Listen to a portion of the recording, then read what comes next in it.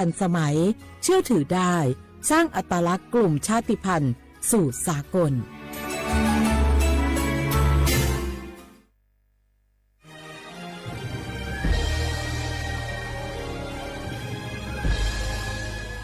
เกิดเป็นคนไทยเติบโตบนผืนแผ่นดินไทยจงภูมิใจในความเป็นไทยชาติไทยเรานั้นนับเป็นชาติที่มีความเป็นมาเก่าแก่ยาวนานเรามีภาษาวัฒนธรรมและมีสิ่งต่างๆที่เป็นเอกลักษณ์ให้เราได้ภาคภูมิใจในความเป็นคนไทยเราควรเห็นคุณค่าและมีความรักชาติหวงแหนแผ่นดินอันเป็นมรดกของบรรพชนร่วมภาคภูมิใจในความเป็นไทย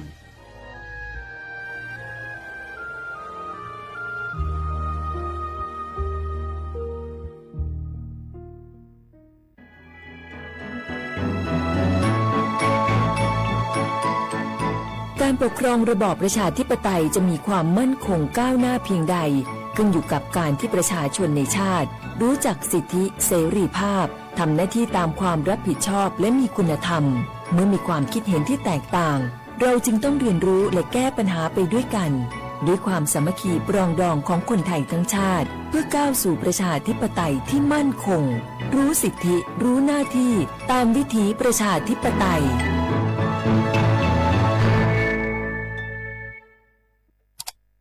อ้าวแชร์เข้าไป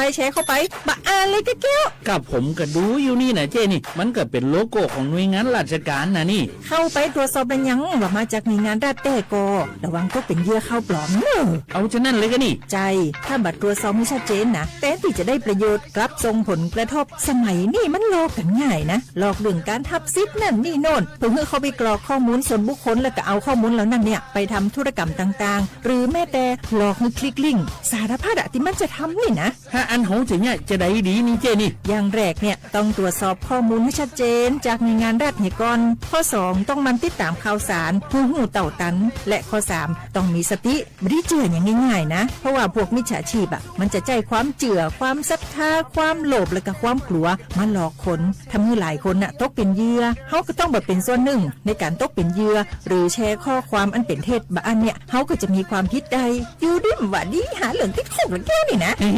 ขอโทษครับเจรู้เท่าทันป้องกันการตกเป็นเหยื่อจากแก๊งหลอกลวงปรารถนาดีจากสำนักงานประชาสัมพันธ์ที่3กรมประชาสัมพันธ์ค่ะ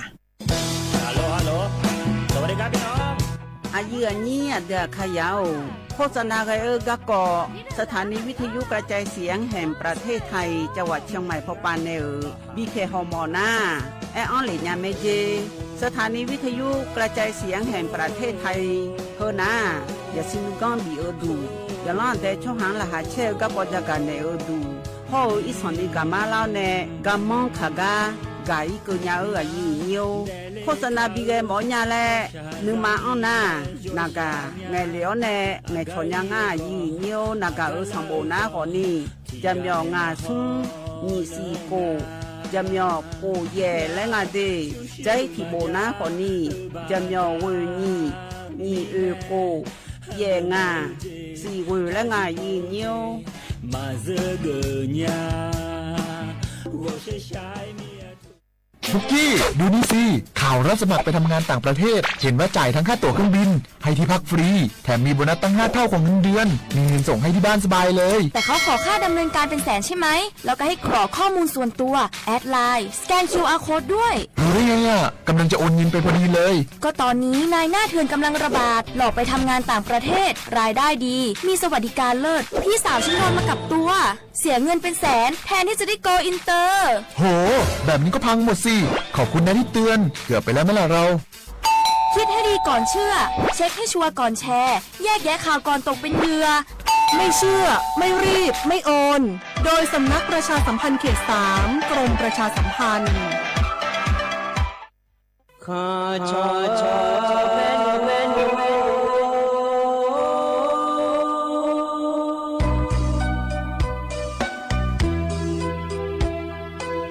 你照顾灵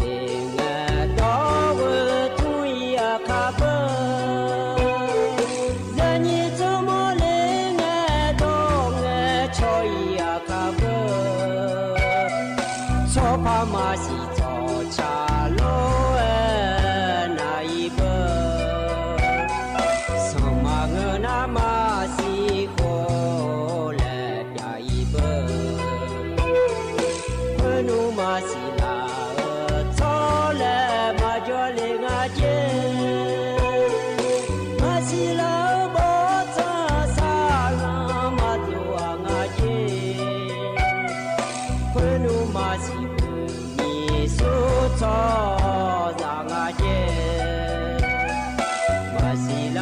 个你啊，瞧让啊耶。云西啦，哟哈草苗，西啦个那呀，哟哈草哈苗，大有你奶，我要草草苗，不来有年度苗，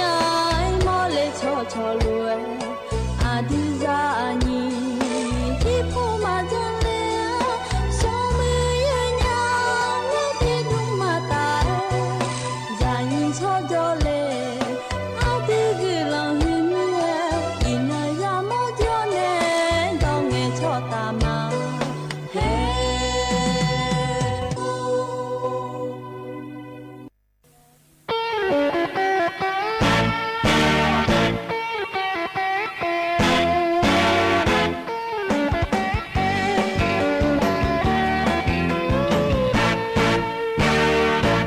可米达哦，我要么啊哦，那个你个皮要呢，那个莫个的，从妈妈我着嘞，我的有这么，那个最好让哈我着帮哎，我个马路。น้องเด็กกะน้องว่าแม่ล้อยอมาให้ชายาถ้าไม่พอแน่ช้างอย่ามองมาล้อถ้าอยากอยู่ชากาน้องอย่ามองแม่น้องชอบอย่ามองอย่าแน่ชอบยอมาให้กันยา我他家大地个，我哈就个拉毛，我本个皮哟，น้องดีแม่มาเลยนางยอม皮哟，那你个อยู่เดอาญาที่ก็โลอาญาที่ก็โลกะมาเลยโซมาเนี่ย Mama mida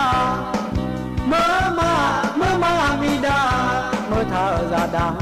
Mà cả lê la Mơ thả ra đà lô na Mơ thả ra đà lô na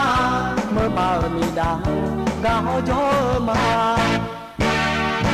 Ú chì thì mi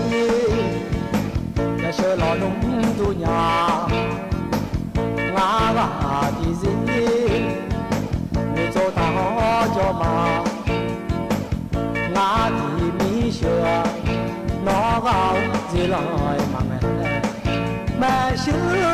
忙我的一把汤，起来不忙，我家起来不忙哎呀。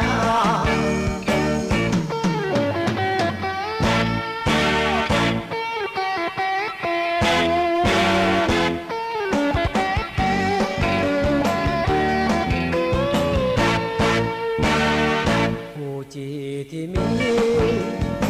แต่เชื่อหลอนุ่มดูญางาว่าที่สิไม่โจทาหอจอมางาที่มีเชื่อน้องเอาจีลอยมาแม่เชื่อมังเดที่บ้าทำขี้เล่เพื่อมาน้องกาขี้เล่ปล่อยแม่เลยญาน้องกาขี้เลยปล่อยมาแม่เลยญา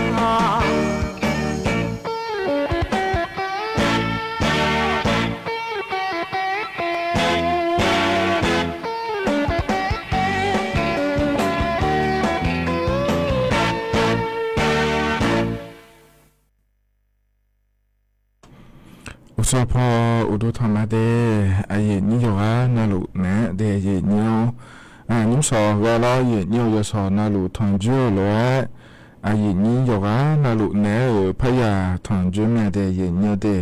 อุสอพอปะล้อยิเนียวเฮกาหมอมั่วดูในล้อกามั่วดูในอายินี่มีของยาอยู่ว่านาลุเนอยาถอนจั่วเฮนานาลีอายามนาแย่หลังในเวหลังกนี่แม่เย่เนี่ยล้อนิมสอนนะขอเนี่ย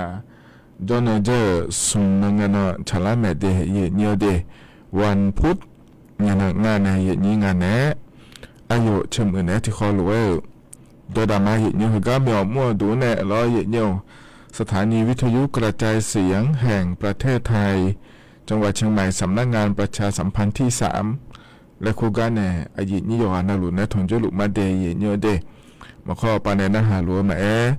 เฟซบุ๊กปานในนาหาลัวมาล้อเย่เนียวอินุ่มนาลีอายามนาคนเนี่ยแย่หลายตาช่วยเพอเวลางานเย่เนียวยุ่มกาเฟซบุ๊กปานในนาหาลัวล้อเย่เนียวยอมยากาล้องายากาเจนี่อุดมมาเดสติกเกอร์บิงหลายมาล้อเงี้ยช่องหลายกดไลค์กดแชร์ในร้านมาอยู่กันนะรู้ก็คือมาเห็นเนี่ยอินนนะล้อเห็นเนี่ย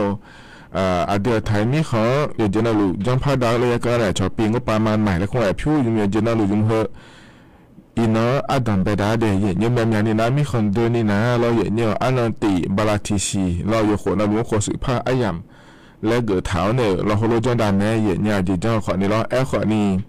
พิ้วขึ้นมาอยู่มันก็ตัวเดือไทยมีคนนะล้อเห็นเนี่ยอายโคอายนะล้ออันนั้นตีบาลาเชเสียเบลเนี่ยล้อเย่เนี่ยอันนั้นสมเชบาลาโกเสียสายเลยเขารู้ยุ่มละเย่เนี่ยจะโคน่ารู้ล้อเธอมีเนี่ยแห่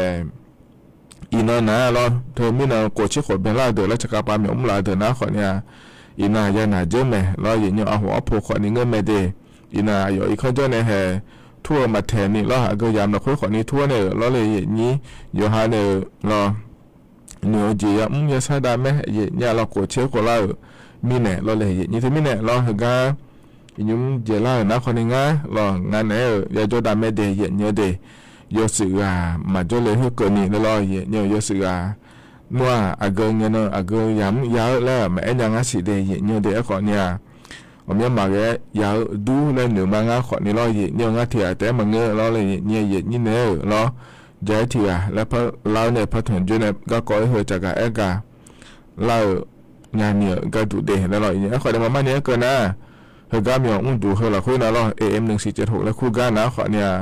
น้องตาดอกโกช่วยเจเป็นนี่ไอ้เนี่ยฉันจะก็ล้อยิ้ม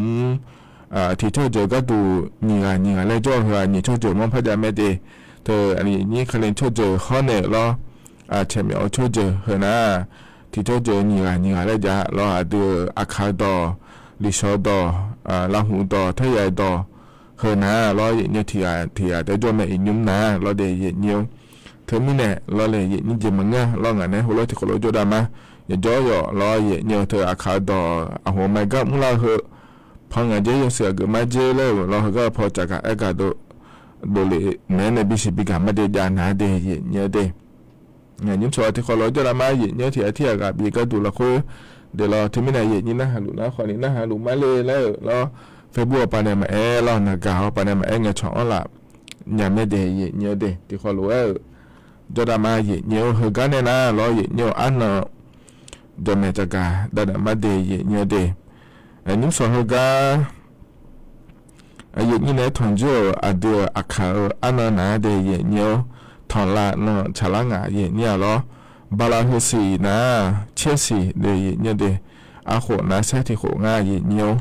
ไทยอันนั้นนะอินาวันพุธอันนั้นติบาลาสีนะตุลาคมและขั้วสิเดอาโขนะคนในนิพังอายาโกเชเย่เดยเนียวเฮนะโคโตลาโตล้อเยเนียวเยนี่นะทงจ่อนิมสออายามละคุยล้อเฮกันเนี่ยนะอยู่เนาะนะลุล้ออุสอุจีแมงอ่ะนะที่เขาล้อจดามาเยเนี่ยล้องานก็ก็แลมทาเมจากการนั้นมีนายต่อชาติจุ่มแรกพระนาหาดามาเดอายุบุมีในชาต่อชาเยเนี่ยล้อนึกาโลกูและงานเดที่เขาล้อนะหาเบียดามา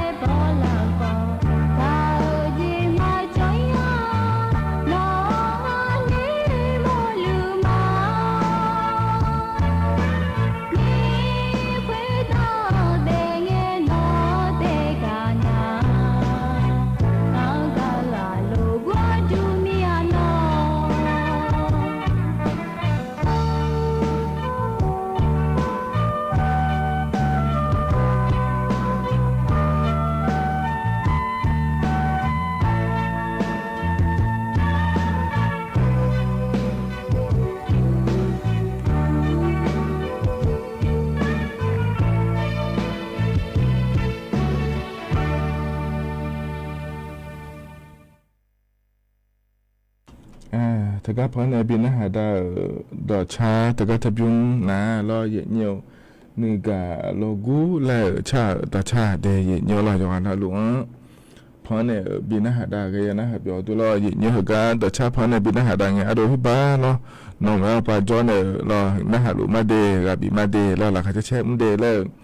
เงี้ยช่องเหลือก็เลยมารอเยเนียวนะถ้าก็เฟซบุ๊กไปเนี่ยนะหาลุในเงี้ยช่องเหลือก็ยมยากาล้อกับบิเกอร์เลยก็เลยมาเดโดยชุดนี้เกิดน้าขอเนี่ยแห่ที่อาจจะจนในเมื่อเจแล้วเกิดน้าขอเนี่ยยุ่งของก็ขอนี่ดุ้มเนี่ยเย็นเนี่ยขอเนี่ยหรออยู่อนาลูหัวเลยที่ยามจะแม่เย็นเนี่ยหรอมีเนี่ยที่ขอเราจะได้เหรียญมาเดย์เย็นเนี่ยเดย์แล้วถึงก็เย็นนี้เฟซบุ๊กไปเนี่ยนะหารู้เนี่ยเราให้บาสัจจะขับผลจนเนี่ยนะหารู้มาเดย์แล้วเนี่ยช่องเลยก็เกิดเราถึงมาเราเย็นเนี่ยเกาหลีมีคนจนเนี่ยนะหารู้มาเจที่แม่ก็จนเนี่ยนะหารู้ขอเนี่ยอยู่มันจะซอดด้วยละคือจะด่าเราเดย์เย็นเนี่ยเดย์ก็เลยนะรอเย็นเนี่ยงานเนี่ยก็ก่อแหลมถ่ายเย็นเนี่ยจะกะดันเนี่ยมาเดย์เย็นเนี่ยจะละเนี่ยรอเย็นเนี่ยถึงก็มีน้องไอ้ยาเมื่อละคนนะรอเย็นเนี่ยคณะรัฐมนตรีพอป่าบอจ่ายังไงเดย์เย็นเนี่ยเดย์อาดัมเบดาปู่แม่เราถึงก็นายอนุทินชาญวีรกูลล้อนายกรัฐมนตรีเกิดล้าเนี่ยคณะรัฐมนตรีจอล่าหนารอเย็นเนี่ยมินาอาดัมเบลโปฉลางเดย์เย็นเนี่ยเดย์ยมยาหานะคนเนี่ยแล้วโครงการคนละครึ่ง plus และคุยเธอบอจ่ามาเช็ดเลยฮะด้วยเลยแล้วฉันแทบรู้เลยนะหารู้คนนี้โจดูเย็นเนี่ยแล้วโครงการคนละครึ่งหัวมินาถึงกับคณะรัฐมนตรีบอจ่าก็มาเลยอ่างอาศิเดย์เย็นเนี่ยเดย์จิมินามาเลยก็ดูงานเลยแล้วก็นะคนเนี่ยโครงการคนละครึ่งเฮยมีอาเจจะแหลมหัวอย่างอาเจเย็นเนี่ยแล้วเธอเนี่ยสมมุติบิปาโดเฮลอยเนี่ยยมยาเจยมยาเตียละคือพิยุงก็ก็แม่ละอย่าแหลมดังอ่ะเดแล้วมาแหลมตอนจิงอ่ะสิแล้วตัวก็งาเถเนี่ยอุสเกโลละอินุมนาเราเนี่ยอินเฮาอัดนำไปด้านงาเถพิวที่โคใช้ที่โคยุมดาวอย่าจะน่ารู้จันพาจีเฮลอยเนี่ยเทมิเนี่ยพิยุงปาสดาอยู่ปาขวานี่ยมยาเจอย่าแหลมหัวละคืองาเถเนี่ยละเทมิเนี่ยมีนาหนาเราเนี่ยโครงการคนละครึ่งเธอมายา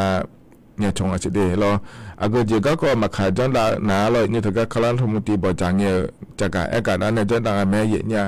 นั่นถึงก็ถึงมันยังยาเลยแล้วนะขอเนี่ยทีน่ะโคบลาเฮสีละคุยรอเย็นเนี่ยโยเจน่ารู้เลยเจียเนี่ยจะไม่บิดอ่อนเนี่ยรอเย็นเนี่ยบลาเชติเสียเนี่ยเชนิเสีย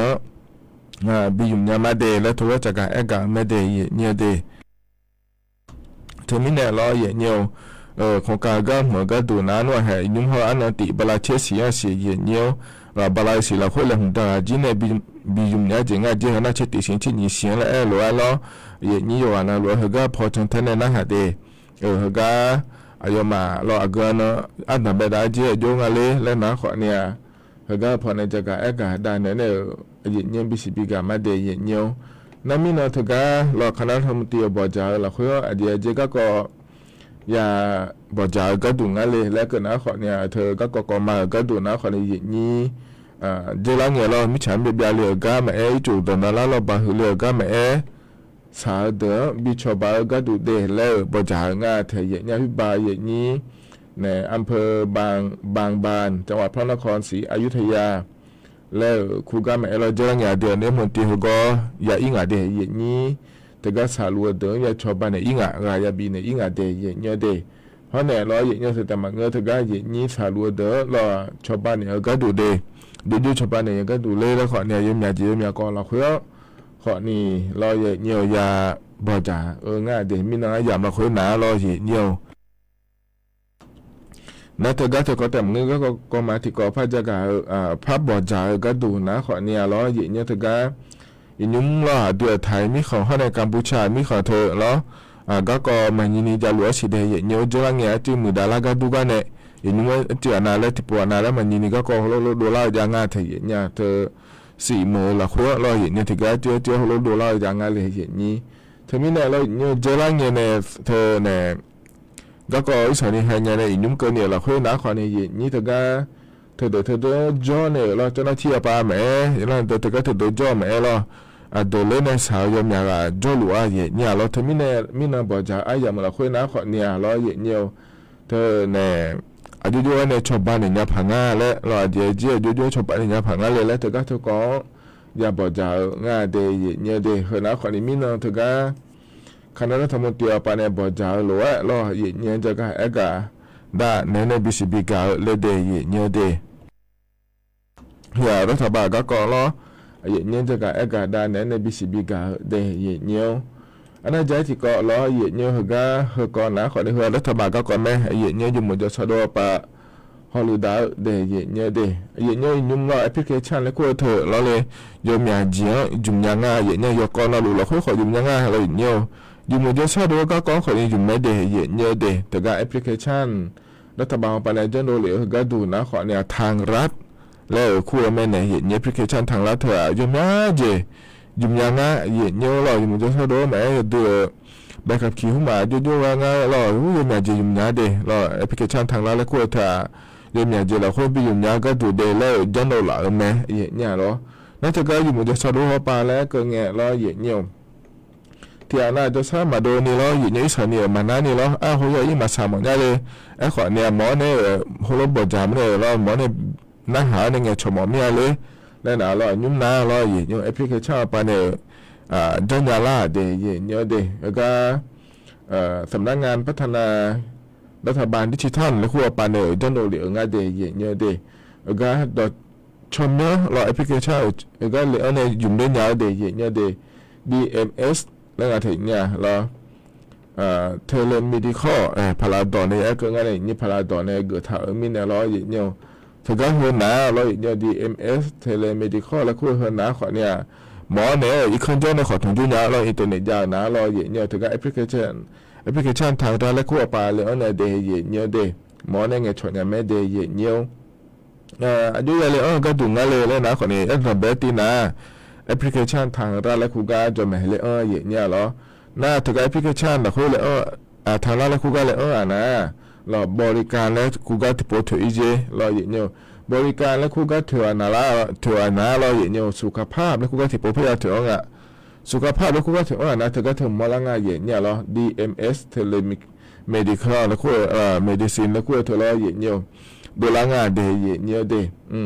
ทีนี้เนี่ยเราถึงก็ถือพอเนี่ยหมอเนี่ยถอนจุดเนี่ยเงี้ยชอเนี่ยเราอย่างเงี้ยชอนะขอเนี่ยยากหุ่มายาบีงาเจแล้วนะเลยเนี่ยยามาถึงก็ขี้เนี่ยก็ตัวเพจงานเนี่ยอย่างนี้เนี่ยจ่อดูแล้วเขาก็บิวอินเนี่ยไม่ได้อย่างเงี้ยเดย์ยากดูโลเนี่ยเราอย่างเงี้ยนะถึงก็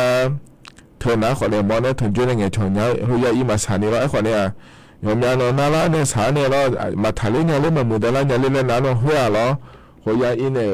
ရလာစာရငါနဲ့ညမောကြကနေမှုဖရကိုပိုအင်းငါနဲ့အခုနဲ့အဒံဘဲတီလောရညောဣစနေမနာနေလောချထညောလောချူလောတနာလောလဲနာဟကဖောနေမောနဲ့ထကျွနဲ့ငေချောနဲ့လာစနေမဲ့တဲ့လဲညဟိုရအင်းမရစာနေတဲ့လဲဂျကာအကဒါနဲ့ဘီစီဘီကလဲတဲ့ညေတဲ့ဟနာခဏတီကောလောရညောအနာကြတီကောဟကရညေဂျကာအကဒါနဲ့ဘီစီဘီကရညောညုံလောနာကောကကောလော那个某个多拿可能 RSV แล้วคงอาจจะเนี่ยเฮืออีนุ่มยมยาเนี่ยยาโมมีเนี่ยไอ้นี้รออยู่หายายอยเพิ่มมารอชุกาแต่ชุกามาขอเป็นเนี่ยไอ้ขอนี่รอยมยานี่ยังยามองอาเจเนี่ยรอยาเดเลนะโคที่คนนี้โคเกินนี่โลแล้วรอเนี่ย RSV แล้วก็เธออับเบียโมชมยังไงในนี้รออาด้วยช่วงมาตัวเปลี่ยนร้านยาก็ดูงั้นเลยแล้วนะขอเนี่ยเราเนี่ยเธอที่ดอกเพจเนี่ยโลแล้วเราที่หน่อยเล่นนะครับตัวชุดกันเนี่ยโลดูหางมันเนี่ยโลแล้วเราเนี่ยเธอก็อย่างช่วงนั้นก็เราอย่างเขาเนี่ยชั่วโมงยมอย่างเนี่ยมันอย่างงานเดย์แล้วตัวเกิดงานเธอเนี่ยเรานักก็ที่นักก็เปลี่ยนตัวนะขอเนี่ยเราหนึ่งมานักก็หุ่มมาโลเราสปอร์นักก็หุ่มมาโลแล้วเปลี่ยนนักก็เดี๋ยวพยายามมอมเนี่ยงานจะเดย์เนี่ยเดย์แล้วก็เดี๋ยวเปลี่ยนเธออายุก็ดูงั้นเลยแล้วนะขอเนี่ยเธอมาดูแล้วแล้วเรียเจเนี่ยเธอน่ะไปจุยเยอะแล้วอุชิขอนี่ช่วยจะเดย์ที่อันนั้นนะขอนี่สามหมอตอนชิ้นนี้เราสาเจียขอยนี่เด้อไม่งั้นเจเราเนี่ยที่อันนั้นเราเนี่ยเธอสาหุ่มมาก็เงี้ยเราหมอดูชิ้นนี้ซี่เมื่อไรเจเด็กก็ขับยังเราคุยเราเลยอย่างนี้ที่อันนั้นอีสันนี่น่าสปอร์ขอนี่ผุนยาเจยุ่มอดีตไทยมีคนเราคุยที่นักโคตรเอาไว้มือหาในยิ่งมือตัวแพ้ยุ่มนักก็เดี๋ยวยามองงานเดี๋ยวจะละเงี้ยเราเนี่ยน่าเชื่อขอนี่จ้าเนี่ยเราท ถึงมีเนี่ยเราอยู่ดูไม่ย่องพางาเดียอยู่อายุเราย่องยาก็ดูงาเลยและหนาเรานะก็กำหัวก็ดูนะขอเนี่ยเราอยู่อะไรเมื่อเขามาขานี้ดีจะเดียเนี่ยเดียไอ้ยาลากาขอเนี่ยสภาพไม่ผิดเธอยุ่มและก็งาเธอเนี่ยเราชอนเนี่ยเธอเนี่ยอะไรหุ่มมาเจ้าลูกหุ่มมาเราเที่ยวเราอย่าจากการเราอย่าย่องงานเนี่ยอย่างนี้เที่ยวมันหย่อนเลือดพายเราเนี่ยอย่าเรายอมอยากที่เราละอยู่แล้วเนี่ยเนื้ออะไรเงี้ยเราเนี่ยหัวคู่มาอย่าเกิดงานเนี่ยได้มาขอเนี่ยไหมอย่ายอมอยากที่เราจ้อเนี่ยอีเมลเนื้อจิ้มมาเราเนื้อเงี้ยเนื้ออะไรนะขอเนี่ยอย่าไอ้จู่เราจะมือเพิ่มบิดบูจีอะไรบิดบูจีเนี่ยแล้วก็เนื้อเมียขอเนี่ยมือพายเรา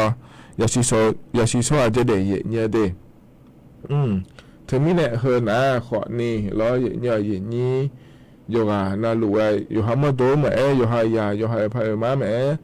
จอนยาพายเดแล้วจะกะเอกะด้านนั้นในบิสิบิกะเลยเดยเนียว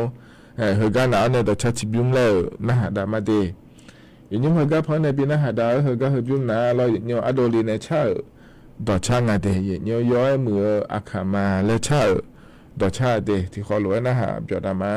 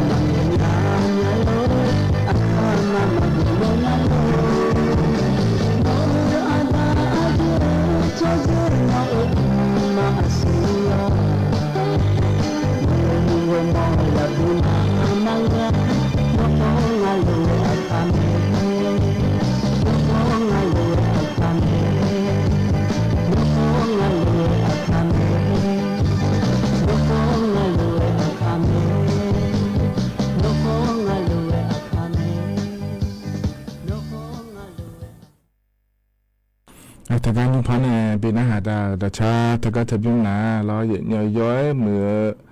อาคามาและชาดาช่างอเดียเยอะเดียอยู่กันนะลุง พังเนี่ยบินะหาดาเกยานะหาเบียวดูเดยเนียวเฮก็จะนาปาลาเนี่ยนะหาล่ายีนี่อยู่หานารู้ว่าดูทำไมยีเนี่ยเรามาข้อปานเนี่ยนะหามาFacebook ปานเนี่ยนะหามาเดยเนียวเดที่ขอรู้ว่าจดามายีเนี่ยเราเฮก็เนี่ยนะเรางั้นเนี่ยก็แหลมถ่ายยีเนี่ยพระจักรด้านมาเดยเนียวเดยีเนี่ยโครงการคนละครึ่งและเธอเรายีเนี่ยอีนุ่งเราโดเลียวก็ดูนะขอเนี่ยโหชิโคคนเนี่ยเราต่อไปเดือดแถช่วยหาบิเกอร์เนี่ยมาเดย์แล้วงานเทียเนี่ยเหรอชมแล้วดอกก็ดูนะเราเนี่ยนี่พอปานในบิดองเนี่ยเจเนี่ยถึงเว็บไซต์และครัวปาฮอนเนอร์แอปพลิเคชันเป๋าตังและครัวปานเนี่ยเดย์เนี่ยเดย์ก็ชมแล้วดอกนะขอเนี่ยเราเนี่ยถึงนี่ช่วยหาบาทอยู่มาเดย์นะขอเนี่ยเจริญเนี่ยอยู่มือบิยุมาเจเราบราทิสีก็ปวดก็ดูนะขอเนี่ยที่ภาษีแบบพอดองเราเนี่ยมีภาพแบบอยู่มาเดแล้วไงเนี่ยนะเนี่ยหมดเอาไปจังเราเดินนะขอเนี่ยถึงกันเนี่ยเรากดเชื่อชาวบ้านเนี่ยมาเจมีภาพแบบเนี่ยเราเนี่ยที่นั่นก็ดูนะขอเนี่ยแบบมาเจนี่แอปพลิเคชันเป๋าตังค์เลยขวบปานเนี่ยไปอยู่มาเจเดเพราะเนี่ยถึงกันจะรังเนี่ยหมดเอาไปมาจังหอเดเราเนี่ยถึงกันเดินนะขอเนี่ยงาเชื่อชาวบ้านเนี่ยมาเจเราเนี่ยสุดท้ายก็ดูนะขอเนี่ย你怕吧？那个的也nhiều的，ชาวบ้านเนี่ยที่นั่นก็ตัวนี่บะมาเจนี่เป็นมาเจแอปพลิเคชันเป๋าตังค์และขั้วปานเนี่ยเดย์nhiều的เห็นนะขอเนี่ยถ้าก็แอปพลิเคชันเราพอปานเนี่ยเป็นอยู่มันก็ดูเลยแล้วยังดูเลยรู้ว่าเนี่ยจะก็ด้านนั้นเนี่ยบิสิบิกาเลยเดย์nhiềuเหรอแล้วยังมีการตัวรู้ไหมเนี่ยเหรอยังมีตัวรู้ไหมที่มีเนี่ยเรายังมีโปรจะก็da nene bisi biga le de nyo ana jai thi ko ga jaga ega da ne hna to ke yu mo de mu ga ko nga ne ni ta ga khana kama ka bori han kon tu nam man che preng le ku nga the ni ga pho ho lu da ama amu pa ne lo yi nyo ayo ma pa ja ne ga da ga du na kho ni ta ga ta ke yu mo pho pa ga du na lo thang ke le ku nga lo nyoบลาเฮสีจีเลเนี่ยก็เนี่ยเราสุดท้ายเธออัพเพลมาบิดาลาเนี่ยชาวบ้านเนี่ยมาเดแล้วตัวก็งานเธอเนี่ยเหรอเชื่องานจิโร่ก็ดูเราถามเชื่องานจิโร่แล้วก็งานเราเฮ้ยนะขอเนี่ยนี่ยาตายาตานี่เชื่อสมบัติเนี่ยไปอยู่มันเนี่ยชาวบ้านเนี่ยมาเดแล้วงานเธอมานี่นะก็หุ่นนะยาตานี่เชื่อสมบัติเฮ้ยนะเหรอมีนอนจีอ่ะเนี่ยนอนสมเชื่อบลาวัวสิงเหรอไอ้ขอเนี่ยเหรอเนี่ยยังมีพอปาคนนี้สารุงานแล้วเนี่ยชาวบ้านก็ดูเดแล้วงานเนี่ยนี้อัพเพลเธอมาบีดาราหนึ่งเดเนี่ยเดเฮนะคนนี้เนี่ยตะเกียบที่อันนั้นนะคนนี้น้องน่าหลุดล้อคนนี้จะรู้แล้วล้อก็เดินนะคนนี้ล้อเธอนะตะเกียบผมมาจีเนี่ยก็ดูเดแล้วชาวบ้านเนี่ยงานเดเนี่ยเดจะที่ก็ดูเนี่ยจะกับอากาศด้านนั้นบิสิบิกาเฮนะล้อเนี่ยอินุ่มนะเนี่ยมันซื่อๆแล้วยมนะเจอย่างงานเนี่ยเนี่ยมีหานะคนนี้สุดท้ายสมเนี่ยเราตัวก็ยมมันไม่ซื้อไปซื้อในโลแล้วเราเนี่ยจะไม่มีอะไรโลแล้วเราสุดท้ายแต่มันก็ยมเจก็จ่อยเราหมดตัวที่อันน่ะชนเนี่ยอย่าบอกสุดพิจารณาโลแล้วคนนี้อย่างงานเดี๋ยวเฟซบุ๊กปานเนี่ยมาเราเนี่ยเธอมีเนี่ยเราก็เชื่อเจมีดูเนี่ยไม่ซื้อละเธอสุดท้ายเราจะละไม่หัวจะละไม่เราอายุละเนี่ยชอละเนี่ยเนี่ยไม่ซื้อละเนี่ยสุดท้ายเธออยู่โลละกันเลยแล้วนะคนนี้เชื่อเจเนี่ยอาจารย์เบตตินะคนนี้เธอก็กระทรวงยุติธรรมปานเนี่ยรอเนี่ยนี้อาจจะไม่ใช่บิเซ่เดี๋ยวสุดท้ายบิวคนยามาเดแล้วคนรอเอล่าเหรอจะไม่มีว่าจะได้เนี่ยได้อยู่นะชัวร์มาอย่างงั้นสิเนี่ยเหรอยมอย่างนั้นนะคนนี้คนรอพอเนี่ยจะไม่เป็นร้อนเมจิอาจจะไม่ใช่เดี๋ยวสุดท้ายคนเมจิเลยอยากกันนะคนนี้ชั่วโมงดองเลยอย่างละแห่มังเงือเพราะพระปีเนี่ยจะได้พระบิสิโปโลพระบิมีอาจารย์โปโลแล้วคนนี้จ้องอาจจะได้เนี่ยได้นะใจที่เตียก็ดูนะคนเนี่ยปองปานเนี่ยเราเนี่ยเธอก็เนี่ยอาจจะไม่ใช่บิเซ่ก็เราเธอสุดท้ายยุคนเนี่ยก็ดูชั่วโมงดองเลยเนี่ยไม่ได้ส่วนนะกระทรวงยุติธรรมและคู่งานเราเฮปนะปองและคู่ปานเนี่ยพอไม่ได้แล้วจะมีอะไรอย่างเงี้ยแต่ก็เฟซบุ๊กปานเนี่ยไม่ออนไลน์ปานเนี่ยไม่เรายังอย่างจังเลยนะคนเนี่ยชั่วโมงดองอย่างละเราอาจจะไม่ใช่บิเซ่โปสุดท้ายเพื่อบิจาโปคนนี้อย่างเงี้ยโถเนี่ยนั่นเธอแต่มาเงี้ยเราเนี่ยเธอก็เจ้าหน้าที่ธนาคารกรุงไทยปานเนี่ยชอลาดูนักยังเงี้ยเราเนี่ยนักเนี่ยชอลาเนี่ยเฮ้น้องหัวชั่วโมงสิญญาเดียเนี่ยเดนักสมบูรณ์สิญญาก็เจ้าแล้วก็สิญญาเดือดแล้วน้องชั่วโมงฮัลโหลมาโลอาจจะฮัลโหลมาโลพูดจอมาลา งาคือก็ธนาคารกูทันเนี่ยหลายเดือนเอาบัญชีปัญหาจังอดีแล้วมันสิเราก็ดูร้องอดีแล้วมันสิเราเนี่ยชอลาเจเนี่ยเราเฮ้เมื่อยามอย่างนี้จ้าเจแล้วเนี่ยมันสิบิเซนสดาบิเราจ่าเราเนี่ยถ้าจังเลยเดแล้วก็งาเทเนี่ยเรานั่นเท่าแต่มาเงยเนี่ยเราถือก็กรมการจัดหางานแล้วก็ว่าเราดูกางปูโดชมมีเขาอีโดมอเดพอป่าเนี่ยเขาก็มีเขาก็บิมุ้งยาจะมาเดแล้วมันสุราจังงานเจหัวที่ก็นะอีกข้อกันนี้ละเกินเนี่ยเราพูดกันนี้ละเกินเนี่ยเราขอดูเจเนี่ยเมื่อเราขอเนี่ยเราไปในโบสถ์เนี่ยจ้าขอเนี่ยจ้าเรามานี่นะอายุมาคนละจ้ามาจังอาดูมาก็ปนอายุมาจูก็อินเนี่ยนะหาอิงาเทเนี่ยเราอาดูเฟซบุ๊กไปเนี่ยแม้ชอลาจ้าอีมาเรารู้เหรอเขาบอกว่าชาวบ้านเนี่ยมาดูเนี่ยเราถือก็ถ่ายจังเลยเจเนี่ยพูดกันนี้ละเกินแล้วก็เราถือถ่ายจังเลยเจเดสดาละจ่าเราแต่ไม่เจเดเนี่ยเดนั่นคือแต่มาเงยเนี่ยเราถือก็เนี่ย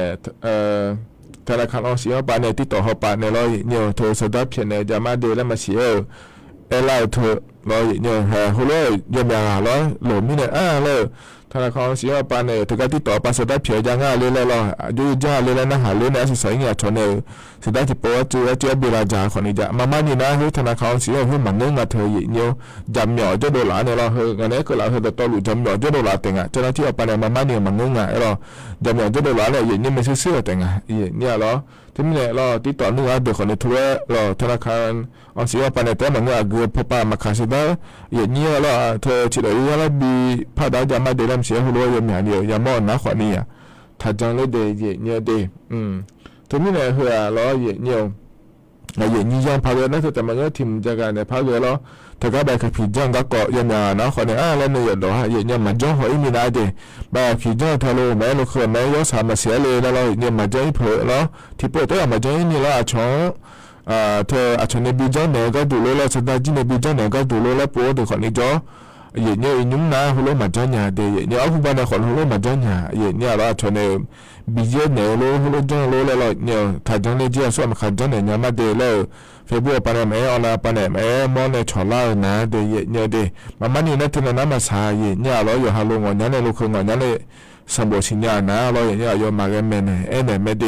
พอถึงปีจอขอนี่จะแล้วแต่เนี่ยเราถึงนี่เนี่ยเราเนี่ยแต่ก็สำนักงานขนส่งเนี่ยคุณก็อินบาคีใจเนี่ยเราเดี๋ยวเนี่ยเดี๋ยวแต่ก็อยู่มาเนี่ยก็ถ้าจังเลยเดี๋ยวจังเนี่ยมาเจอสลับเนี่ยนี่จีน่าเดแล้วเราเนี่ยเฮนะเราเนี่ยนี่ย้อนยาพายเดเลจากการด้านนั้นในบิสิบิกาเลเดเนี่ยเฮก็หนาวเนี่ยเราเนี่ยแต่ชัดจิบยุ่งเลพนักหาดามาเนี่ยเราอินมันก็พอในบินหาดาแต่ชัดเฮก็เฮยุ่งนะเราเนี่ยเธอกาเนี่ยและเอ็งอะไรพับเยอะเจเนอเรเนี่ยและชาแต่ชาเดที่เขาเลยนะฮะเจ้าดามา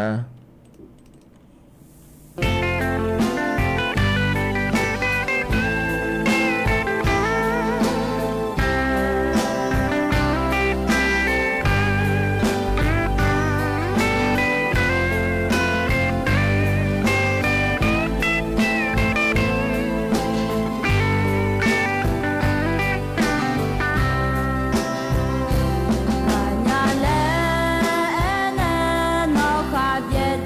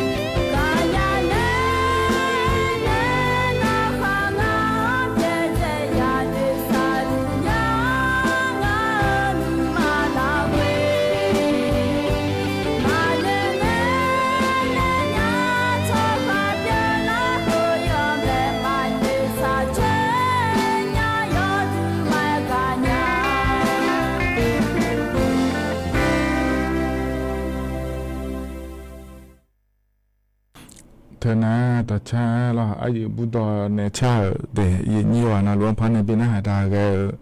อายานาหาเบียวดูเดยเยี่ยวเฮก็ในนะยามข้าเจล่าเฮรอเยี่ยวอายชากาและพันในปีนาหาดาเกมาเดรอนุสกาพันในปีนาหาดาเฮนะคนนี้อายุมีเสื้อรอมาแม่คำลาเขาปานเนงาเยี่ยวอายามข้าเจล่าล้วนเพราะปีนาหาดาเนี่ยอายามเจียนะคนนี้ก็อิมาโยนาล้วนอยู่มุดจะสอดละคุยเดดาลอเยี่ยวขนมจีแล้วนาฬิกาเนี่ยเช่นหลังเกินนี่ที่ขอล้วนแล้วพัฒนจุลมาเดก็อิมาเดอุดุธรรมะ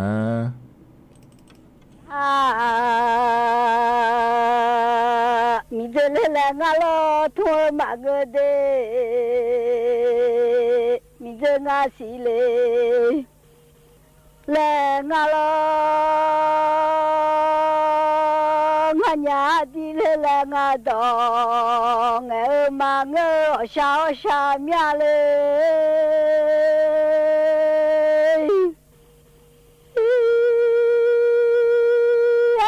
ngày mà cho mà mình ra xã nhà de alu sang bộ nhỉ ngày mà cho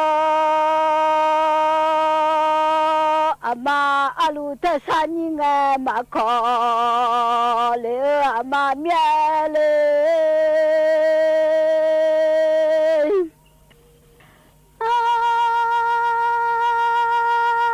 sang bộ nhưng mà do mà alu ta san nhưng mà khó lỡ mà mình là hula nè ta có cha mà gì lỡ ga mía lệ alu sang bộ nhưng mà do mà mía hula nè ta cho cha mà gì lệ nhà lên hạ cho đó ga đó là mới từ lo cho nghe lên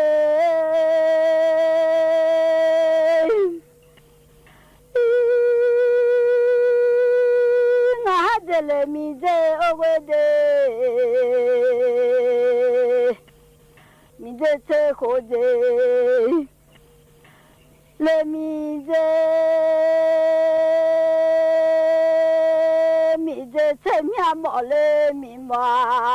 下面买一口个牛啊，叫我嘞，买一米这么长的干，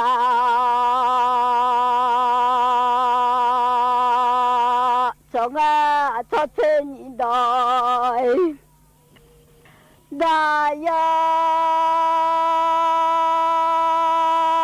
老通车么到达，老农家个路面米那送上铺啦呀家的嘞，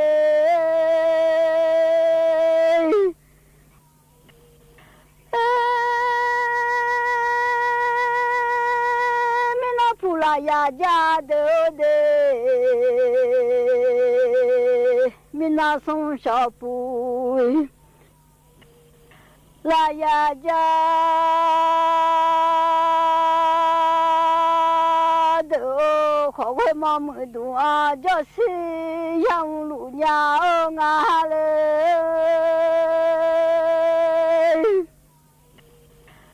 可会嘛这多啊，就是呀，哦喵。送我来，还记得那个米子来，还记马到面来，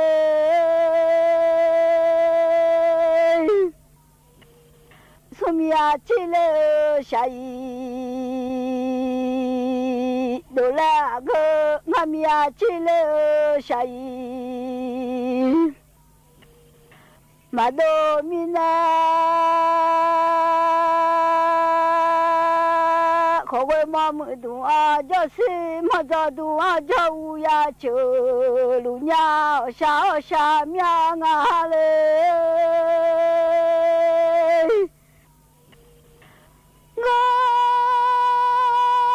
我到大呀农家啊嘞，我ได้ได้ยาเพื่อเราทุ่งชะมอดอดาลอนูขอไว้มามือดูอาจะสิมาอุจิอาและนูยังอาไว้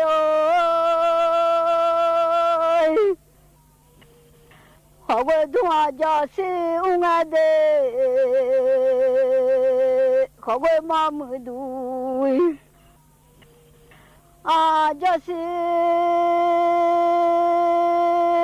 อุงาอยู่แต่มามือชอซึกุชิ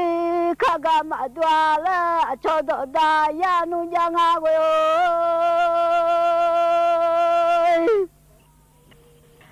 ขอไว้มาจะดูอาจะเส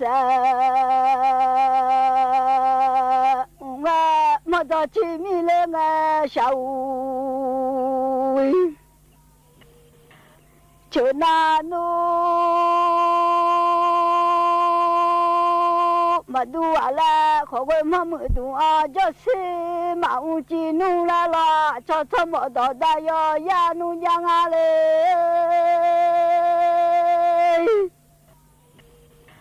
เธอละหูตัวเธอ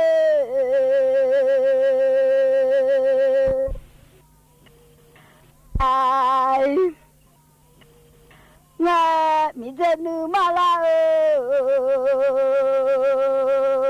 อากาไมดอกอาจจะเช่นอีดอได้ยอยานุเล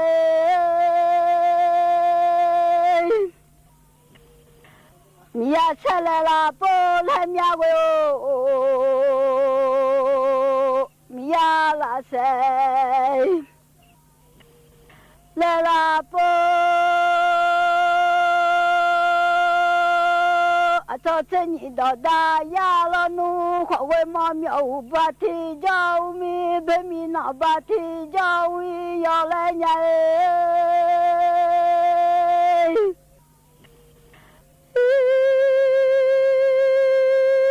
ขอไว้มามีอุบัติเจ้ามีเบมีนามีอุบาบุฮีอุบกะเงมิโนนึมาลาอากามาโดมินุงาโอเลแคจิมาโดมิอาเล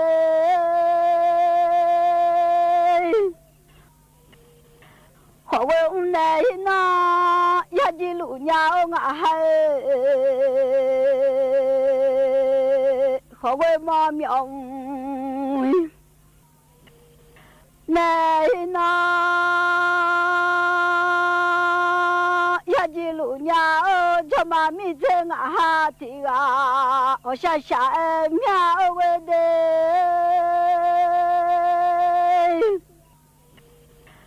มีอยากดูอะไรดูบายายนี่มอเชทอนน่ะคือจามาดุง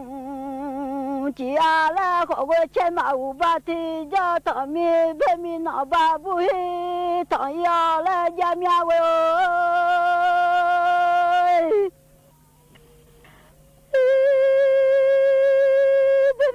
มาโอนบาบุฮีทายอะไรยังไงเพื่อมีเชมาหน่อยเชื่อไงเงาละอาจจะมาโดมินะขอไว้ทานได้นะยาจิลุญาเชมา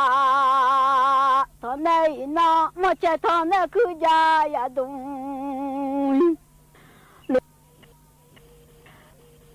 ว่ามีอะไรมีเจเจ้าคนเจเลมีเจ้าชาวชามีเอาไว้เด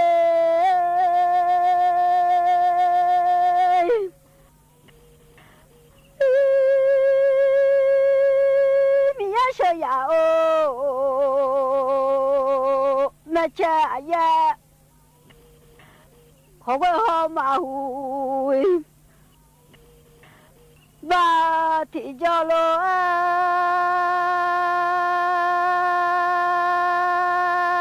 chả mi bên mi xuống nó ba bụi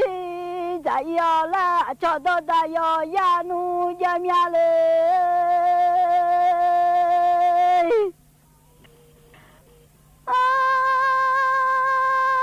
cho chân nhị đó đây yêu ya chẳng nghe bên mi xuống lên cho tôi là ngơ mi thế ngao lệ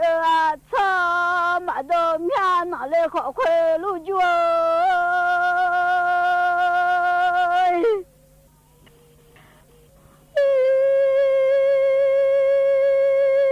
mi ya na bỏ nhà ô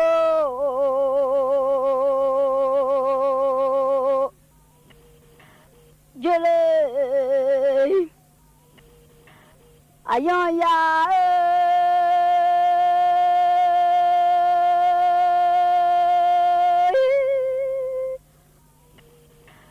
Hãy subscribe cho kênh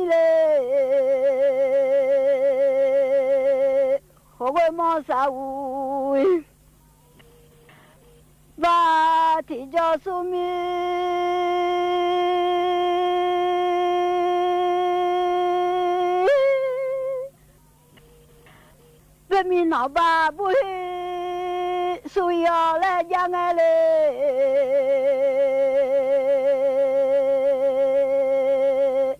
mi su sa nuôi ba bui suy ở lại giang au cho một đó ta yo ya lo em mà ngơ mía mi dê dê lê mi dê ya la này mi ya cho lo anh lê đê ya mía si rồi lo anh ya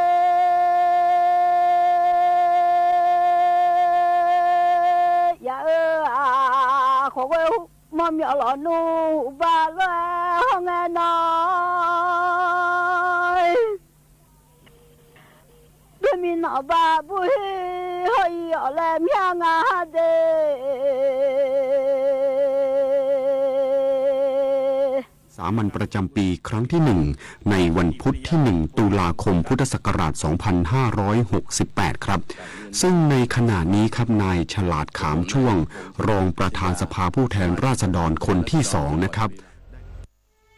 พระบาทสมเด็จพระเจ้าอยู่หัวทรงพระกรุณาโปรดเกล้าโปรดกระหม่อมพระราชทานผ้าพระกฐินตามที่กรมประชาสัมพันธ์ขอพระราชทานไปทอดถวายยังวัดพระสิงห์จังหวัดเชียงรายในวันเสาร์ที่25ตุลาคมนี้เวลา 9:30 น.ขอเชิญพุทธศาสนิกชนร่วมงานทอดกฐินพระราชทานและร่วมทำบุญเพื่อถวายเป็นพระราชกุศลได้ที่บัญชีกฐินกรมประชาสัมพันธ์ธนาคารกรุงไทยเลขที่068 0060 154การกลับมาของการแสดงโขนมูลนิธิส่งเสริมศิลปาชีพจากวรรณกรรมเรื่องรามเกียรติ์ตอนสัตยาภาลีวานอนผู้กล้าหาญจะเกิดอะไรขึ้นกับพวกเขาสู่การแสดงโขนสุดยิ่งใหญ่โดยมูลนิธิส่งเสริมศิลปาชีพวันที่6พฤศจิกายนถึง8ธันวาคม2568ณศูนย์วัฒนธรรมแห่งประเทศไทยเปิดให้จองบัตรได้แล้ววันนี้ที่ไทยทิกเก็ตเมเจอร์บ้านเล็กในป่าใหญ่หนึ่งในโครงการพระราชดำริของสมเด็จพระนางเจ้าสิริกิติ์พระบรมราชินีนาถพระบรมราชชนนีพันปีหลวงที่ก่อเกิดจากความห่วงใยในทุกสุขของราษฎรและส่งเสริมการศึกษาวิจัยหาวิธีให้คนอยู่กับป่าได้โดยไม่เกิดการทำลายเน้นการพึ่งพาตนเองสร้างชุมชนให้เข้มแข็งเพื่อชีวิตความเป็นอยู่ที่ดีขึ้นและคนกับป่าจะได้อยู่ร่วมกันอย่างยั่งยืนจังหวัดอำนาจเจริญแจ้งเตือนประชาชนที่อาศัยอยู่ริมฝั่งลำเซมายและลำเซบกหลังระดับน้ำในลำน้ำทั้งสองสายเพิ่มสูงขึ้นต่อเนื่องจากฝนตกหนักติดต่อกันหลายวัน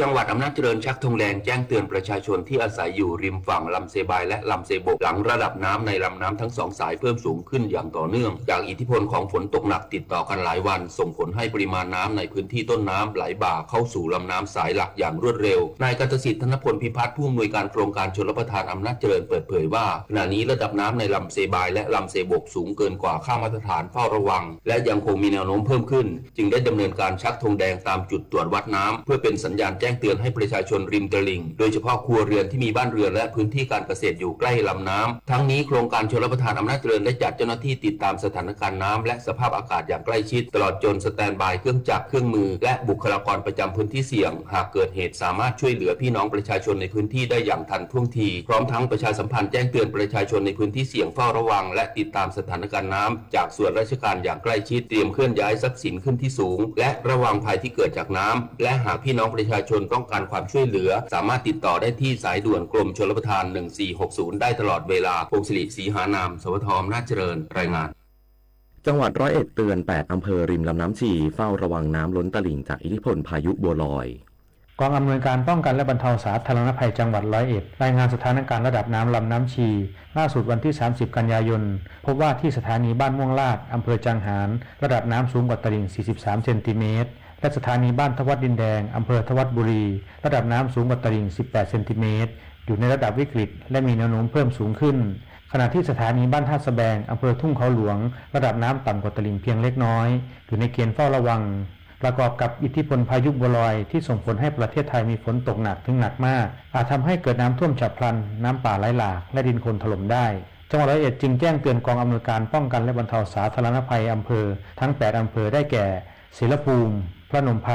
ทวัดบุรีอาสามารถโพชัยจังหารเชียงขวัญและทุ่งเขาหลวงเฝ้าระวังติดตามสถานการณ์เตรียมพร้อมแผนอพยพและประชาสัมพันธ์ให้ประชาชนในพื้นที่เสี่ยงภัยปฏิบัติตามคำแนะนำของทางราชการอย่างใกล้ชิดพีรพัฒน์พิเนศสวทร้อยเอ็ดรายงาน